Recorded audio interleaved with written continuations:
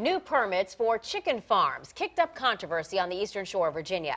Since 2014, Accomack County has seen a surge in the number of applications for the poultry houses. Residents near Pungateague, an area just north of Exmoor, say two farms popping up have them concerned for their health.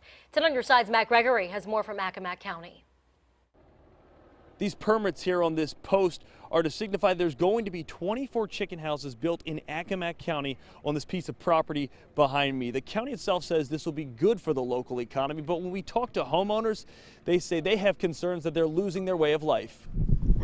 This house off Pungateague Road with the horse-themed lawn decorations is where you'll find Carlene Zek. It's where she's lived happily for years. That is, she says, until last year. Last January, the neighbor across the street came over and informed me that permits have been pulled for CAFOs, or large chicken houses, right here, right in our neighborhood. Zach quickly was joined by other nearby homeowners to try and fight it. The concern to us is the pollution to the bays and the area, and not only that, but it would be the loss of use of our farms.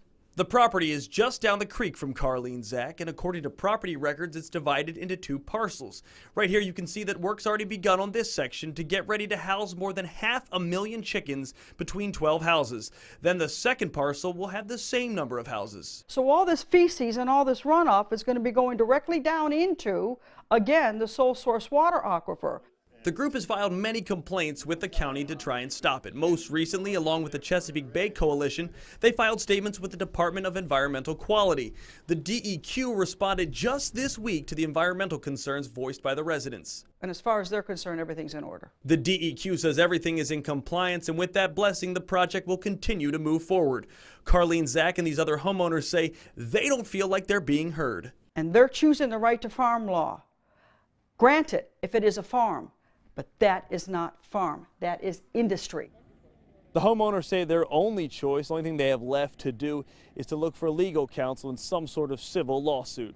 In Accomack County, Matt Gregory, 10 on your side.